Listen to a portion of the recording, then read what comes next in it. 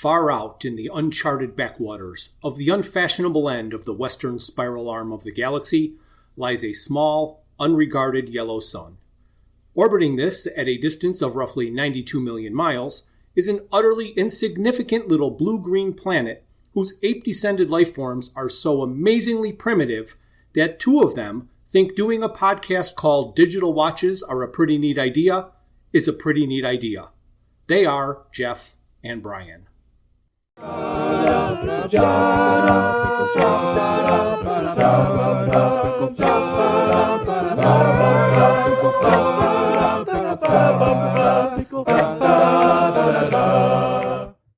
there, this is Jeff. I'm with my friend Bryan, and this is our New Year bonus episode. Hey Bryan, how are you doing today? I'm doing great, Jeff. How are you? Well, I'm feeling confused. Confused? Yes, because I just got back from the Confusion Convention up in the Detroit area. Oh, man. And so I want to spend this podcast talking all about my and our convention experiences. All right, sounds great. My experience with non-sport conventions or Comic-Cons goes back to the mid to late 1990s.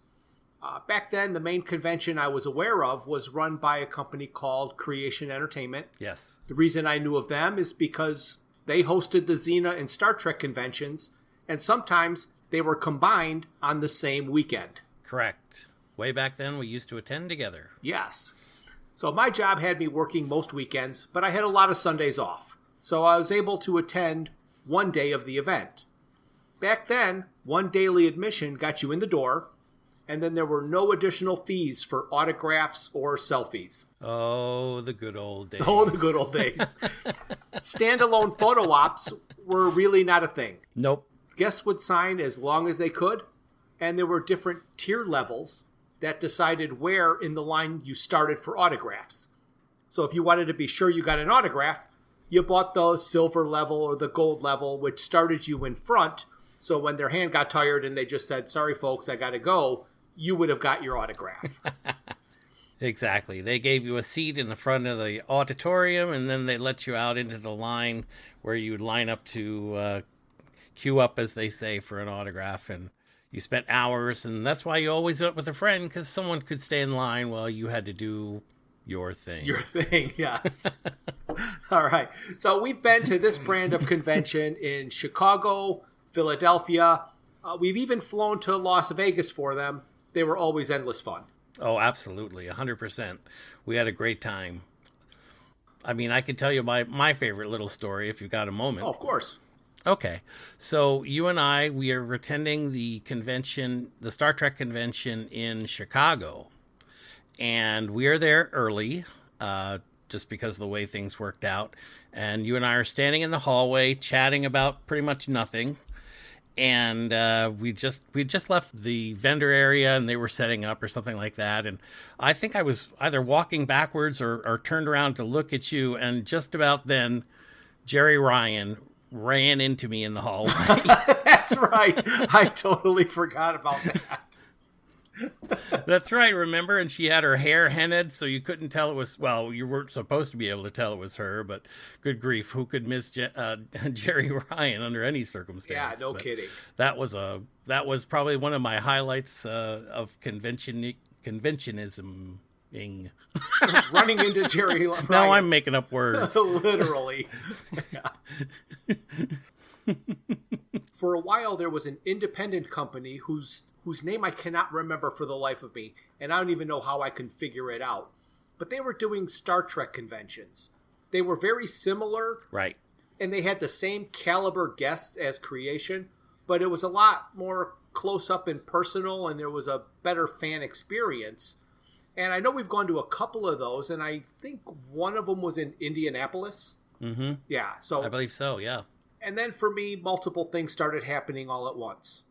First, the format changed, and the celebrities started charging additional fees for their autographs and photos. I started working more Sundays.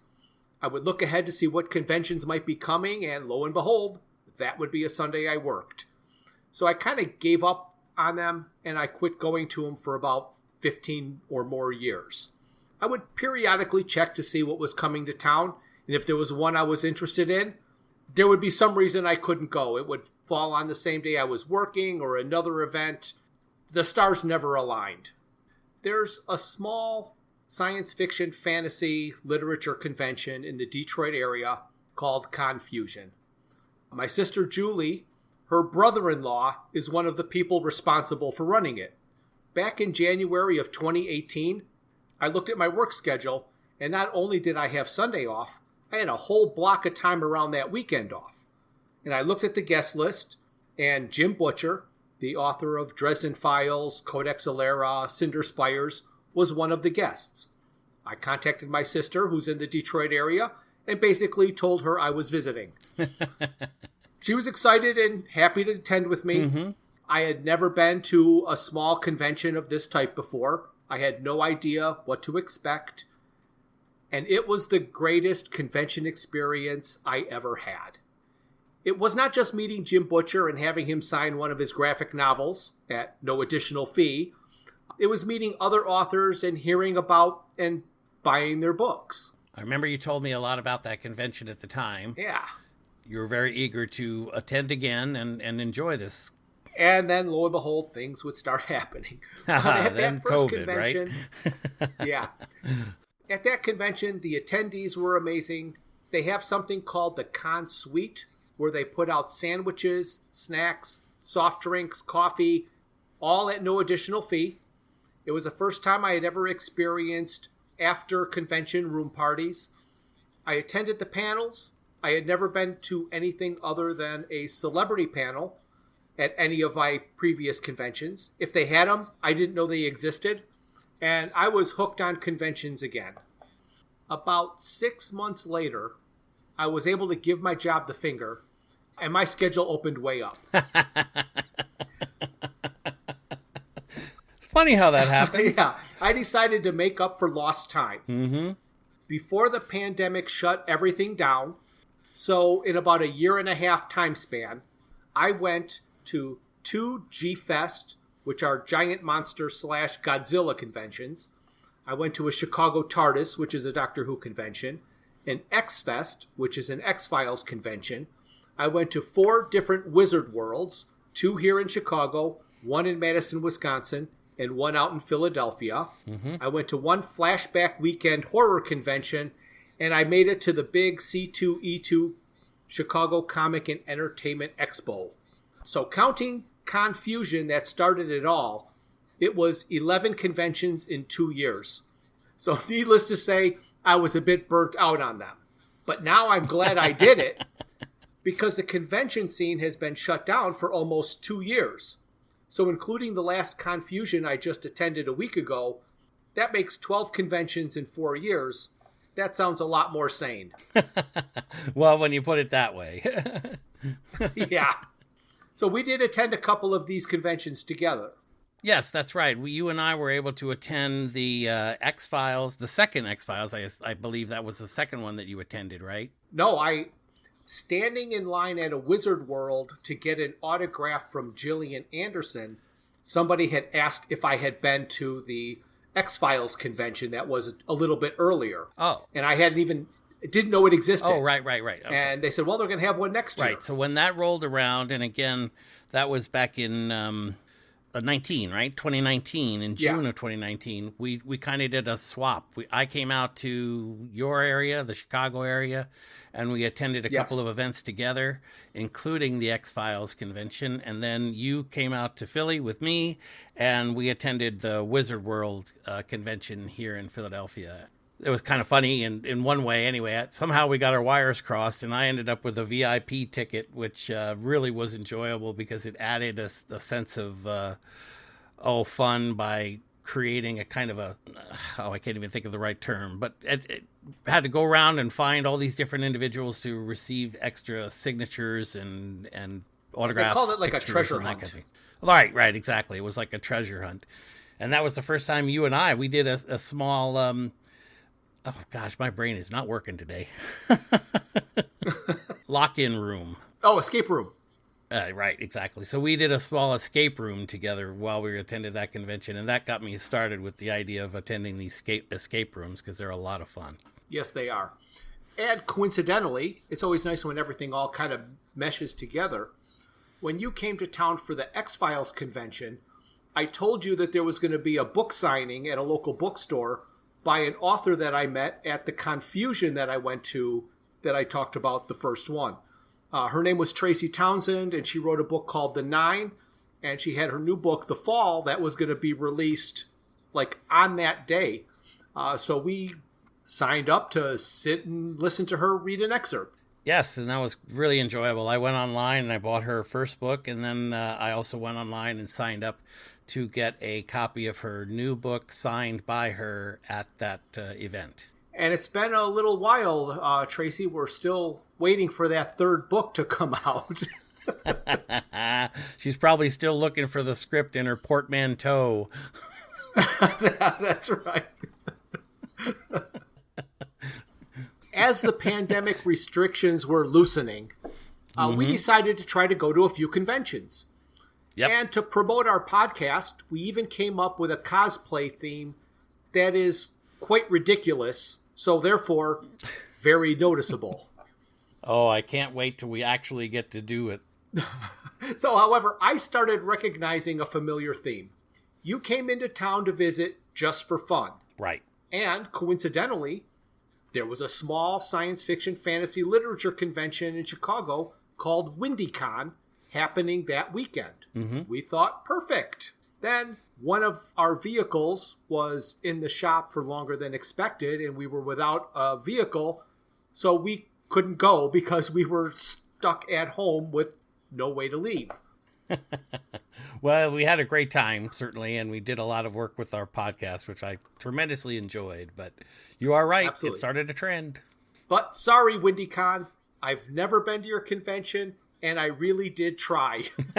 Then there was a possibility that you would come in again for C2E2, but work got in the way, and that never happened. Right, exactly. Then we wanted to go to this year's Confusion in Detroit, but again, work stuff got in the way. Yeah, that's what happens when you get new clients in Texas. You have to end up spending a lot of time in Texas. Yeah. Well, my sister agreed to attend Confusion with me, so I drove to Detroit. And I want to stress that none of what I'm talking about is going to be the fault of the convention Confusion. They are, in fact, a victim of circumstances, as are we all. My sister and I went on Friday night to register, pay, get our badges, and check things out. Everything was quiet. The first thing my sister noticed was our ability to actually park in the parking lot. But Friday is mostly about gaming, and that was on a different floor. So having it be a little slow on the main level was like, maybe Saturday's the main day. Things could turn around. Okay. They did not. All right. The convention itself was nice. The convention was nice. They had interesting guests of honor. They had interesting panels, though there were fewer panels. There was a modified, meaning everything had to be wrapped and packaged, version of the con suite. So to me, that was surprising. That was the one thing I thought if they're trying to shave things off their budget, they'd have got rid of the con suite where they were giving away free food and drinks. But they didn't. They still felt they should provide snacks and drinks for the attendees. So I applaud them for that. Do you know what year this is for that convention? Oh my goodness, it's forever. I mean, it's like 40 years. I mean, it's been a convention, a small convention for many, many years. Wow. Problem that I saw was attendance. I expected attendance to drop off because of the pandemic, maybe to like 50%. Right. I don't have any official numbers, but to me, it looked like attendance dropped by 90%. I want to talk about the cosplay aspect that we wanted to use to promote the podcast. First, I had this conversation with my sister during the weekend. Oh, so you talked to her about that, huh? Yes. And one of the things that I said was, I generally project a vibe of stay away from me. So now I'm going to dress up like a Gulka Frencham captain in a bathrobe, wearing a silly hat and carrying a rubber duck in order to attract attention to myself. And I thought you were going to wait till that I could absorb all that negative energy. So I bought Julie a telephone sanitizer second class t-shirt from my collection. And she wore a red bandana on her head, latex gloves, and she carried around a plastic container of pop-up sanitizing wipes. Oh, wonderful. We cleaned no phones. My hope was that I would feel less ridiculous walking around in a sea of other people wearing costumes. Yes. I hoped walking through a crowd of people would get some of them interested enough to ask what the heck I was. Then I could explain who I was and how I was currently being talked about on the current latest episode of this podcast. Correct. There were long, long stretches of hallways I walked down that were empty. I'm all by myself walking through a hallway at this convention. It was odd. Usually people are shoulder to shoulder and you've got to squeeze by because they're stopped at this table to see something and they're stopped at the table across the aisle from it and you're pushing through. There was one person that had apparently wondered what the heck I was and came up and was walking behind us. Okay. He read the back of Julie's shirt that has the big Golga Frenchum logo that I designed with telephone sanitizer second class. And telephone sanitizer second class only comes from one place in the world, and that's the restaurant at the end of the universe. So, correct. Because he saw Julie's shirt, he put it together, realized who I was, and said, good job. So I did get one recognition. So I am happy about that. Because without that, man, it was just odd. And because it was such a card? low... I forgot those at home. Oh, darn it. Well, just think, if it was only attended by what you were thinking of as 10% of the people that were there, yes. And you had one individual out of that 10% who actually noticed you or stopped or said something to you, if they had yes. 50%, you would have had at least a dozen people stopping you. And if you had had 100%, you'd be around, 50, 60 people would have said something to you. I told Julie, percentage-wise, it was pretty good. I think so. I'm really impressed. So again, I do want to clarify that everything that I am saying, I am in no way trying to speak bad about the Confucian Convention. In fact, it's the exact opposite. I want anybody that hears this to take note.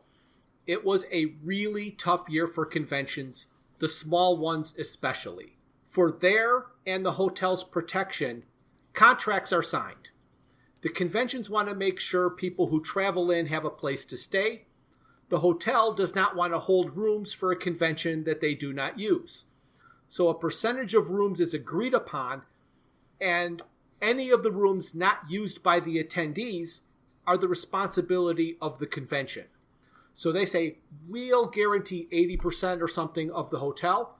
If only 20% is used, they got 60% of the hotel rooms that they're going to be billed for. So I don't know what the numbers are. I'm not in the numbers thing, but let me tell you, it is not good for these conventions right now. There are probably many other conditions I am unaware of, but the room one to me is a doozy. Really? Here is my message. Do not forget about your small local conventions.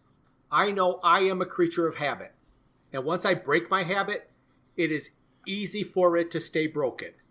If you've been going to a convention year after year after year, and now you've skipped 2 years, go back.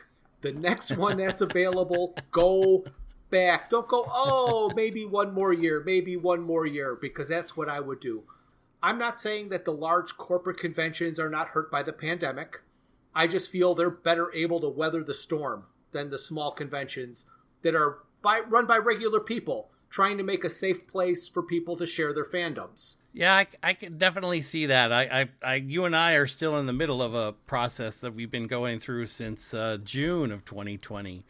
I had so much fun with our swap where I came out for a week to see you and you came out for a week to see me, and we attended a convention. We committed ourselves to attending the Wizard World convention in June of 2020. And yes. That convention was canceled, rescheduled for November of 2020. canceled, rescheduled for February of 2021. Yep. Then that whole convention process was sold, and it's now been bought by a company called Fan Expo, and it's been rescheduled for April of 2022. But I have to tell you, I have very little faith that anything's going to happen at this moment, because even as of today, you go onto their website and there are no guests listed, no signing opportunities for sale, no selfie or picture opportunities for sale, and we are only, a couple months away from when that convention is supposed to hit the floor here in Philly. So right. I do appreciate 100% what you're saying. We've been stacked up and waiting. People do need to support whatever they have locally so that these things can come back to life the way they should. Yes. So if you've never been to a convention, now may be your time to start. Go to your favorite search site and type in sci-fi convention and the major metropolitan city nearest you, and you may be surprised how many you find. And hopefully when you get there, you'll find the captain of the Bee Ark wearing his bathrobe, his rubber duck, and his number one, walking around the convention, and maybe you'll stop and tap them on the shoulder and say, "Hey, who are you?" Yes.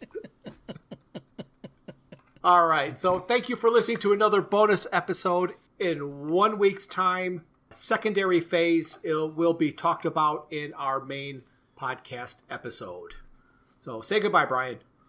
Okay, Jeff, I'll say goodbye. Thank you for listening to Digital Watches Are a Pretty Neat Idea. Look for us the first Thursday of every month for a new episode. A very special thanks goes out to Luke, Max, Greg, and Tim Lesnick for arranging and performing our opening theme. We would also like to thank our talented friends and family for their voice work on our introductions and commercials. Visit our website at digitalwatchesareaprettyneatidea.buzzsprout.com, where you can find links to all my Hitchhiker's Guide to the Galaxy inspired t-shirt designs. You can find us on Facebook and YouTube as Digital Watches Are a Pretty Neat Idea, and on Twitter at Watches Idea. If you'd like to contact us, our email is digitalwatchespodcast@gmail.com.